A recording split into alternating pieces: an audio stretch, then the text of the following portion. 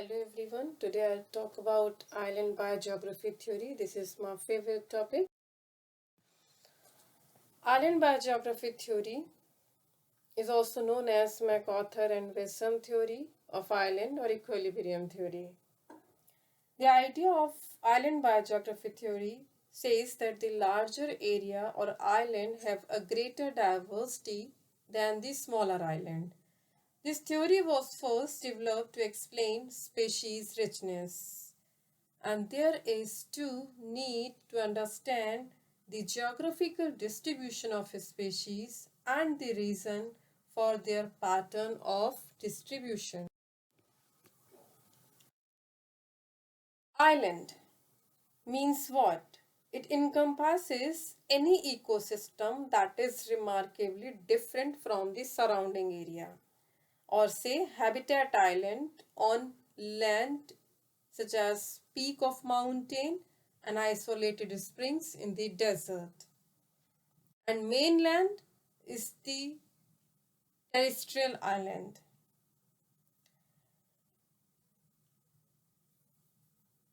Do you know most of the largest and smallest species on the world live on island? These species from the Indian subcontinent island or worldwide. I'll give you example of some terrestrial island. Well-known examples are Borneo, Sumatra, Madagascar, New Zealand, Tasmania, Coiba Island of China, Galapagos, and obviously India.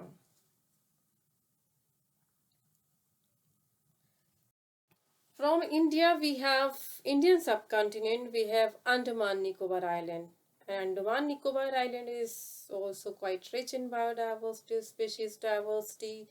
Even on the basis of diversity in species and as different species make a different communities, this island have been further divided on the basis of North Andaman Island, South Andaman Island and Middle Island.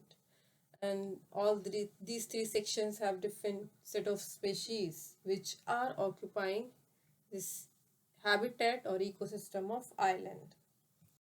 Zanzibar's island. It consists of short coral scrub and thickets to higher closed canopy forest and obviously mangrove. This island belonged to the Zanzibar at East African coastal forest. It is one of the global biodiversity hotspot.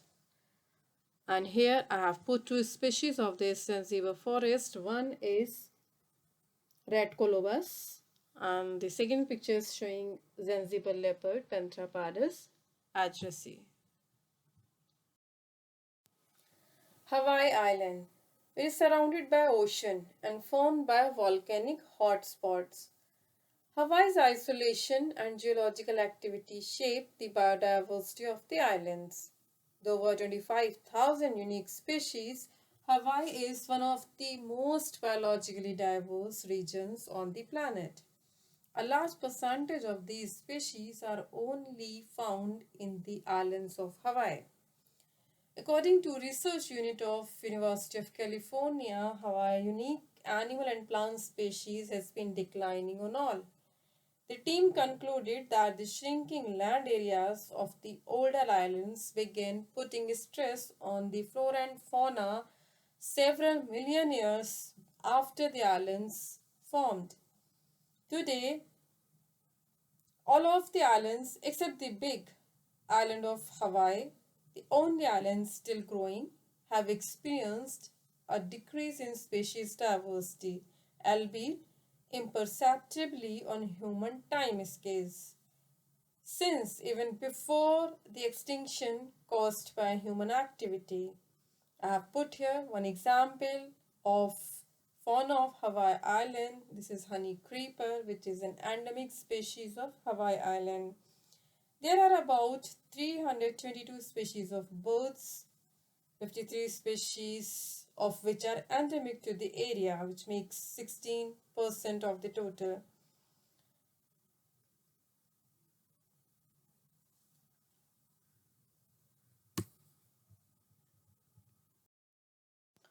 So, on the island biogeography theory, we study about species diversity on island. Very unique and rare species occupy habitat of islands. Over the last 500 years, the majority of documented extinctions have been on islands, as opposed to mainlands. For instance, for both terrestrial, animal and plants, why most of extinctions have been occurred on islands or are occurring on islands. For that, here, first of all, I would like to explain the factors of island ecosystem or special characteristics of biodiversity of island ecosystem and factors which determine the presence and absence the extinction rate of species on an island ecosystem. This is one another example of island from Indian subcontinent. This is the Andaman island, which is known as the Guitar Island. At the center, there is a hole which you can see here. This is the sound point of this island, and in the surrounding, assume there is no any other body of island. So this is showing the fact of isolation. Well, there are certain characteristics of every island ecosystem. Before telling the ecological characteristics of an island ecosystem, I like to emphasize on two main ideas.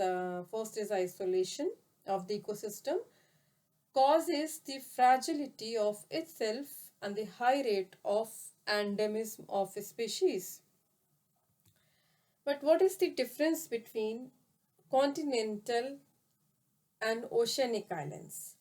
The continental islands are bodies of land.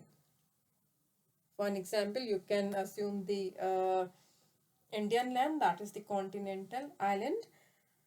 It is bodies of land that lie on the continental shelf, and most of them are result of rift of the continent or entrance of seawater in it. While oceanic islands sit on the oceanic shelf, and these islands are result of volcanic activity or belonging of the plates disturbance, either its movement or its banding. One of the key to understand this special biodiversity on island is the origin of them.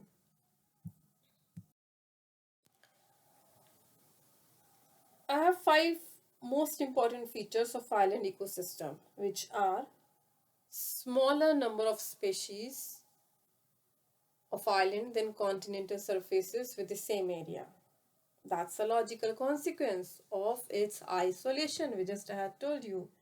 Second one is endemism. Islands have high rate of endemism.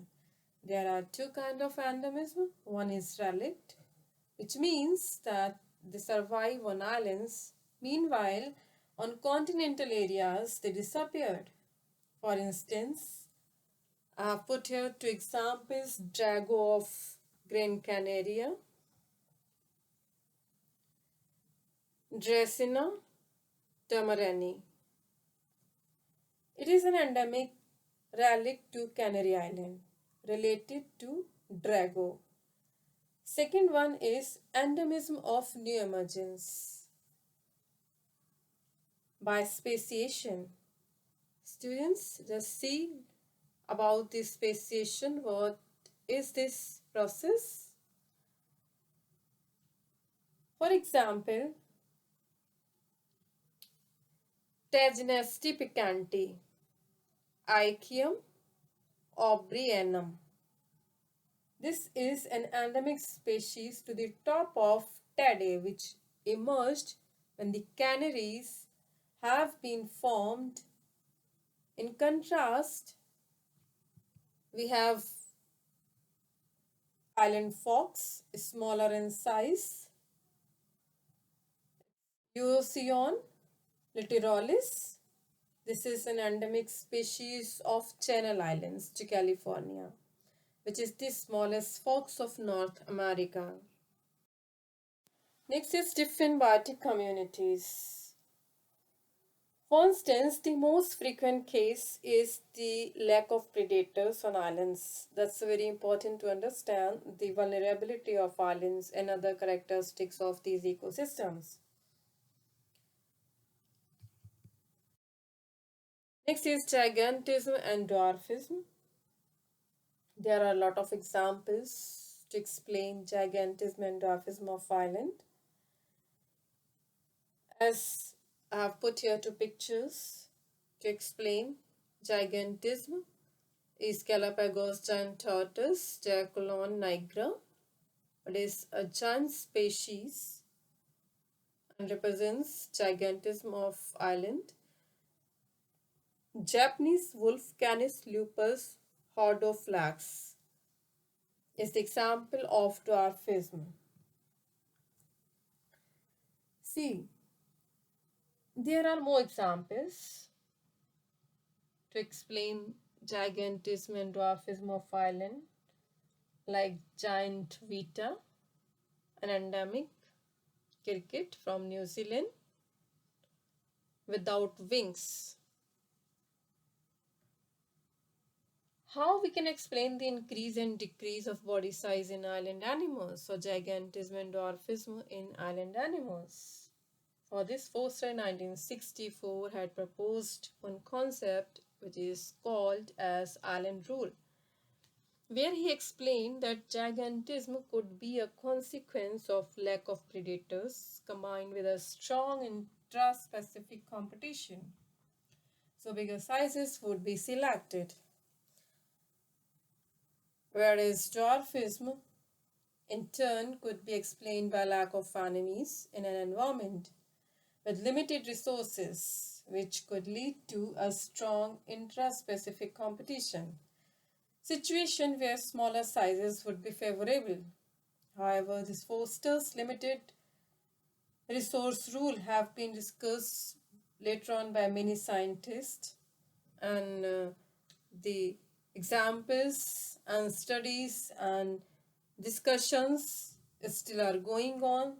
A lot of examples are available. You can go through the literature and book. Next is birds and insects without flying capacity. Very common birds and insects who can't fly live on islands. They might lose their flying capacity, or they have loosened it from the existing species, or they had loosened it when they had arrived to the island, etc. This is the example of the species of birds and insects which are symbol of flying animals or known as the aerial animals. In the first picture we have flightless cormorant, aspestraws with yellow bills, kiwi, and the next one is several insects which can fly as per their appearance. They morph but they can't fly. And penguin, very well known example. We have three factors to understand here which effectively affect biodiversity of island or species diversity of an island. One of them is immigration, means the number of new species that move to the island. Suppose here we have Guitar Island again, and some species are immigrating towards island. Some bird species, some water species or marine species. And this will create equilibrium curve like this. This blue line is showing immigration. So here if few species immigrate to island, means immigration by few species. Or few species will enter into the island and occupy the habitat. competition for resources will be low. When there is a higher rate of immigration, there will be higher number of species in the ecosystem, and competition for resources will become very intense. There will be high risk for life, and there will be higher chances of species extinction. Next factor is migration, means the number of species that leave the island. Emigration produces opposite results of immigration. If higher number of species emigrate, there will be lower species diversity on the island. However, fewer species emigrate, then there will be higher species on the island. Again, we have Guitar Island and species emigration from the island. This blue line was showing immigration and this red line is showing exit or emigration. And here we have the equilibrium. Emigration produces opposite results of immigration. If higher number of species emigrate, so there will be lower species diversity on the island. As species they leave the area, they are going out.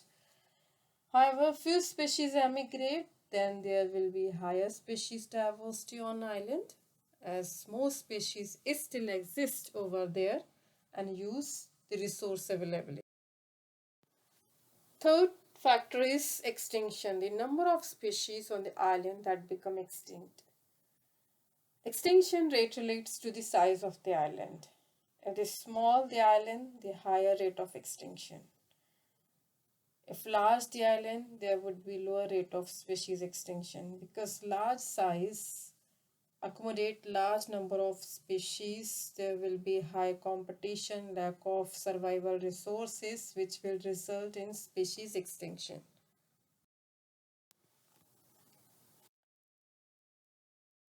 There are two physical features of island which affect immigration, emigration or extinction. The first one is size and second one is distance. If near island from the mainland, there will be high immigration, low emigration and large equilibrium. Farther the island, as you can see here, if farther the island, so there will be low migration, low emigration because of longer way and small equilibrium. We have few cases in relation to mainland and island sizes on the basis of distance from mainland to island and size of the islands. The case one is populated island. Suppose we have different species over here. These different icons are showing species diversity. If island is populated, it faces high extinction rate and low immigration rate. How? Because species diversity will create competition, will result in scarcity of resources which are required for survival of these given species, and low rate of immigration as there is a longer distance from the mainland. Because of high competition, low resource availability, it produces high risk of life. For these species, diversity exists on a populated island. Second case is of empty island. If island is empty, then there is high immigration rate and low extinction rate. Because of low competition, high resource availability and low risk to life will be seen there. Third case is of a small island. On the basis of its size, it experiences low immigration rate, high emigration. Because island is a small, species rarely move towards this island just because of its smaller size. If size is so small, resource availability will be low. If resource availability is not there, so what species will use for survival? But emigration will be high in return of the short resource availability. So emigration rate will be high, but immigration rate will be low. The next case, if we have large island, here this island faces high immigration, low emigration, high resource opportunities, large equilibrium, mixed population, even habitat heterogeneity on the basis of its larger size. If size of the island is large, will have more possibilities for species survival or for different species survival. Competition will be less and resource opportunities, survival opportunities will be very high. So here the distance and the size of islands that directly affect the immigration, emigration and extinction rates of species. See, distance effect on immigration, emigration of species from island to mainland or mainland to island. There are different effects of distances as it is varying from smaller distance to larger distance. If it has a small distance from the mainland, suppose this island of Sri Lanka, it is having a smaller distance from the mainland of India. So it will experience high immigration to mainland cause of rich resource availability. Whereas farthest islands, such as this one is a farthest island, there will be low immigration to mainland from this island. Immigration may be high only in case of this island is small and resource availability is very low and species are suffering for survival resources. Obviously, mainland is a large area, have large equilibrium, rich resource availability. In third case, if any ecosystem of island is in isolation, then there will be low immigration. If take any example, suppose this one or here or any island, assume that this is in isolation, there is no any surrounding say habitat of island ecosystem, there is no any other area for species emigration or immigration, then there will be low immigration. If two islands of similar size are existing, there will be high immigration rate to mainland from nearer island compared to the farthest island. Then their distance will have less effect as compared to the size of the island. So smaller sized island will produce more emigration and large sized will attract more immigration. See, colonization actually supported by numerous studies.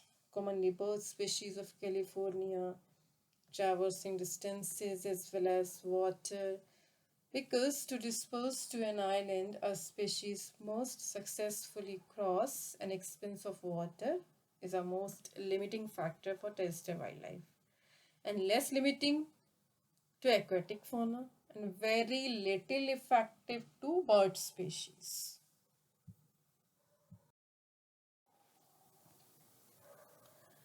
Factors affect the island biogeography.